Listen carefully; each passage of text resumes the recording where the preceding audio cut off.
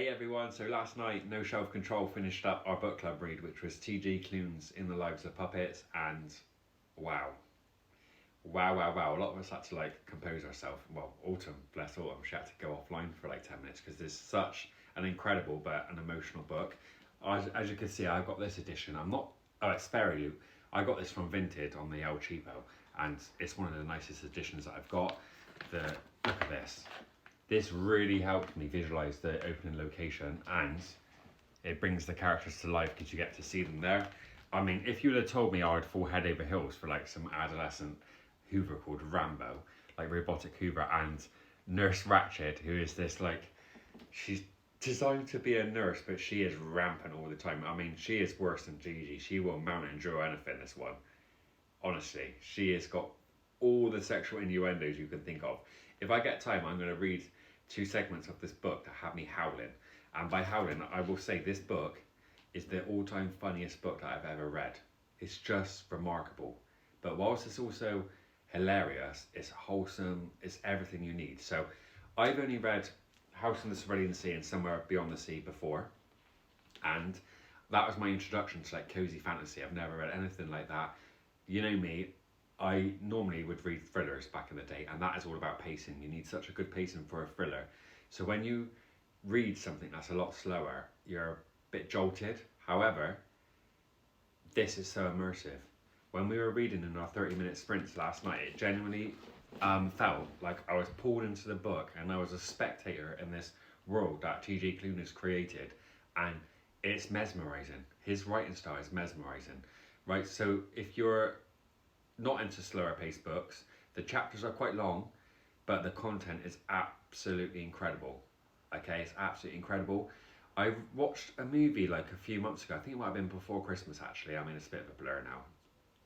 I woke up one morning, I was 19 and now I'm 37, so I don't know where that time went. So to me, time's just I watched them the other day, let's just say, called Wild Robot in the cinema, and that is about a robot coming to life and then helping animals, whereas this is a robotic man, a creator, who then helps some human, and then they create other objects and bring them to life. There is quite often, before the new part starts, it's split into 4 parts, there is a quote from Pinocchio, and I got what this book was meaning once I got past the first part, because I was I haven't watched Pinocchio for years and years and years, so I don't know that.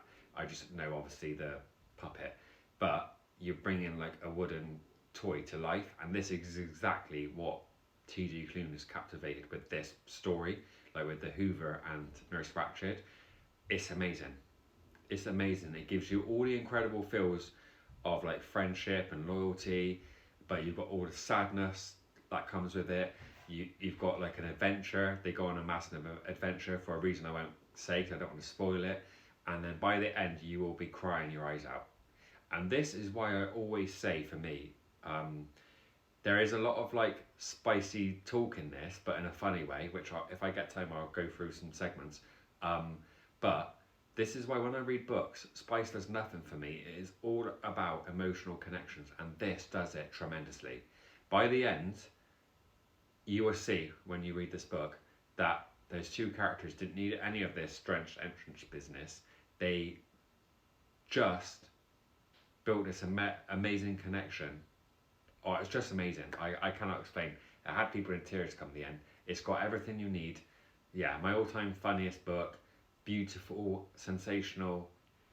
I've got no other words now. So if I can, I might take a few takes, but I'm going to read some passages from this and why Nurse Ratched is now one of my all-time favourite characters, and she will have you howling. Right, so bear with me, because 1, I'm not a narrator, and 2, I sound like a farmer, and 3, I've got turkey teeth, so trying to get a normal sentence out on a daily basis is a struggle for me. I'm going to read this because it is absolutely hilarious, and this is why I was laughing out loud throughout this whole book. So, a knock on the laboratory door. Vic's eyes widened. "Victor," Dad asked through the door, "are you in there?" "Oh no," Rambo whispered. "He's going to see. What do we do? What do we do?" "Stall him," Vic hissed. Nurse Ratched almost ran over his feet as she rolled towards the door. Vic grabbed a large, heavy tarp lying folded under the workbench. "Who is it, please?" Nurse Ratched asked through the door. Giovanni, Dad said, sounding bemused. Is there a reason you're asking? Just making sure, Nurse Ratched said as Vic threw the tarp over the android. You can never be too careful. Is Victor in there with you? He is, Nurse Ratched said. He is indisposed at the moment. Okay, why? What's going on? Rambo tugged on the tarp, hanging over the other side of the table, pulling on it frantically. He is masturbating, Nurse Ratched said. Vic choked. Yes, Nurse Ratched continued. Though Victor identifies as asexual, it is still perfectly natural to explore the wonder that is the human body. I am merely observant to make sure he is doing it correctly. Victor, you need to loosen up your grip. It will break off if you are not careful. Oh, she turned around on her screen showing a thumbs up. Honestly, I was streaming laughing. You will get the context when you're reading this book, but it's just incredible. And if I can find the other page, I'll read that now. Right, I found the second part, so I'm going to try and read this. It's quite long, and obviously you don't know the context, but it's just hilarious. So, Hap pat his back. That is how you show your appreciation for the hug. Hap did just that, except he did it too hard and too fast, causing Vic to vibrate, nose knocking against Hap's neck. Softer, Nurse Ratched said. Slower, you don't want to hurt him. Hap slowed until his touch was almost delicate. Is that better? Yes, Victor is happy. His oxytocin levels are rising, but they have yet to reach the level of arousal. So do not worry about him trying to insert himself inside you. Haha, just kidding. He will not do that. Vic tried to pull away, but Hap didn't let him go, continuing to pat his back. Why would he be putting anything inside me? What is arousal?